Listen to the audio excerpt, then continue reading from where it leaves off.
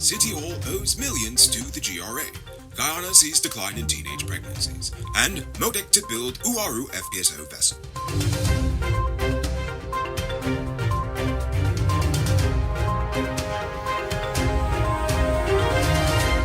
I am Rico Bulford, and this is Uncut News. Do you see news happening? Send us a tip on WhatsApp at 592-659-6151. The Georgetown City Council owes the GRA $400 to $500 million in unremitted PAYE income tax deductions that the city took from its employees but failed to pay. Georgetown Mayor Ubraj Narayan expressed hope that the city may reach an agreement with the GRA without having to go to court. He said that the money owed spans decades and precedes his election to government. However, he confessed that the council is still incurring debt since current deductions are not being paid. When asked why, Narayan stated that he is awaiting the outcome of an earlier agreement with GRA Commissioner General Godfrey Stacia, in which the tax authority agreed to return to City Hall VAT that was previously paid to the GRA by City Hall. According to Narayan, the discussions were started in 2019 but were never finalized, and the amount of VAT that was to be paid is still to be determined to this day. Republic Bank Guyana Limited recorded an after-tax profit of $4.2 billion for the fiscal year ending in September 30th, up 19.63% from the previous year. Nigel M. Baptiste, the chairman of the organization, stated that the bank performed well, with its after-tax earnings increasing by $702.9 million. As a consequence of the results, the board has proposed a final dividend of $1.2 billion, or $4 per equity unit. If approved by stakeholders at the annual general meeting, this will result in a total payout for the year of $1.62 billion Guyana dollars, up from $1.35 billion last year. Gail Teixeira has responded to allegations of prejudice and corruption made against the government during Rickford Burke's Diaspora Conference in Brooklyn. While criticizing many Guyanese speakers at the well-attended event, Teixeira stated that the government is not frightened of truth and is administering the nation in an effective and transparent manner. While avoiding many outright accusations about discrimination, the governance minister stated that the ethnic mix of the three arms of government shows a degree of ethnic variety not seen in the United States or other affluent countries. However, she did not make any mention of discrimination based on political lines, but that's a whole other story. Nevertheless, she also stated that the government has been inclusive in its management of the nation's issues since assuming office. While not naming the U.S. Attorney General, the Minister of Governance, Gail Teixeira, in a statement on Monday, said that a few local officials in the USA who rely on the electorate of Brooklyn appear to have fallen prey to the, quote, racist propaganda of extortionists and conmen. Last week, a private jet landed at the Chetty Jagan International Airport, only to be broken into and have several goods, including bottles of liquor, stolen. Since then, 3 suspects have been apprehended. One of them has since confessed to the crime. Crime Chief Wendell Blanham revealed on Wednesday that the suspect, Albert Rajaram, better known as Bunny of Circuit Road Tamiri, was apprehended. On Monday, the Ministry of Health dedicated a $24 million water ambulance and boathouse in Suriname, Region 2. This is the newest addition to the region's fleet of health boats. That ambulance will serve the riverine areas, notably the Suriname Creek. To me, $24 million sounds like a lot for that, but hey, what do I know? I'm not a boatman. It's November, which means it's officially robbery season. That's why you need to get security for your home and business through Sheriff Security Service. Sheriff Security offers well-trained guards, armed and unarmed patrol, marine patrol, canine services. These people even got drones. Why? Because your security is their highest priority. You've seen the rest. Now hire the best. Hire Sheriff Security Service today. Now it's time to tell you about Best Buy's Car of the Week. Currently on sale is a 2016 Toyota Crown Athlete. It comes with Bluetooth mount rims, new tires, TV, CD, stereo, fog lamps, spot camera, and much, much more. Buy cars for $9.95 million, or pay as low as $1.99 million down with around $178,000 monthly for 5 years, and it is yours. Call or WhatsApp 662-0844 for more info. Or visit the showrooms at Lot 171 Peter Street, Queenstown, Lot 2 Lamar Street, and tell them the Rico sent you for this sweet deal. According to the Ministry of Health, Guyana has seen a 6% decline in adolescent pregnancies from 2012. According to the ministry, as of this year, 19% of adolescent girls in Guyana were pregnant or had been pregnant at some point in their lives, which is down from 25% in 2012.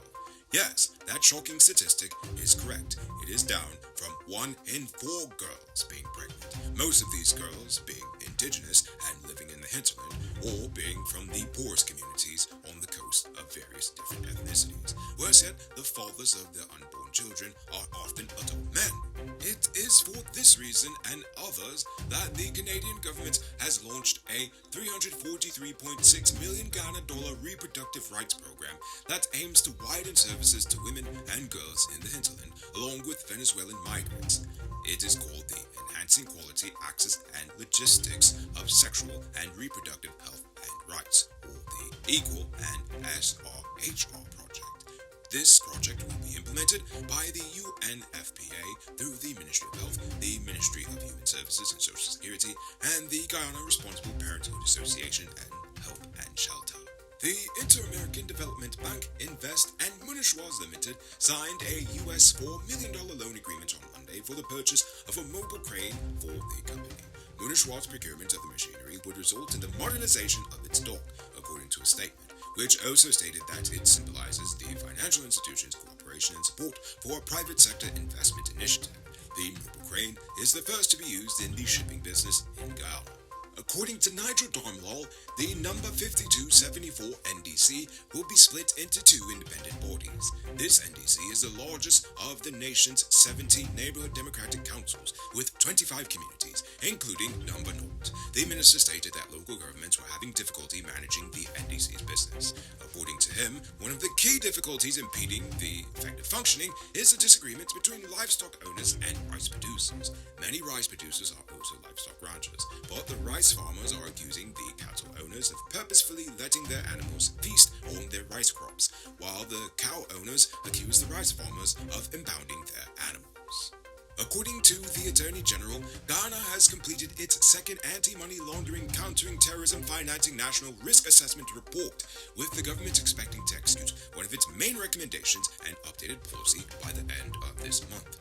Nondalal also mentioned that the study includes over 100 suggestions for strengthening the AML-CFT framework on a local level. Now for today's oil update.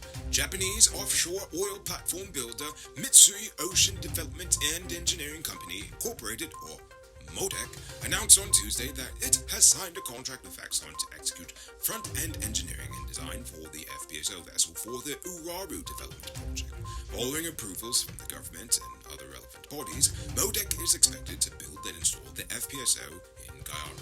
MODEC also expects to operate the FPSO for an initial period of 10 years, with additional extensions. MODEC stated that the FPSO will be designed and built using its M350 new build design.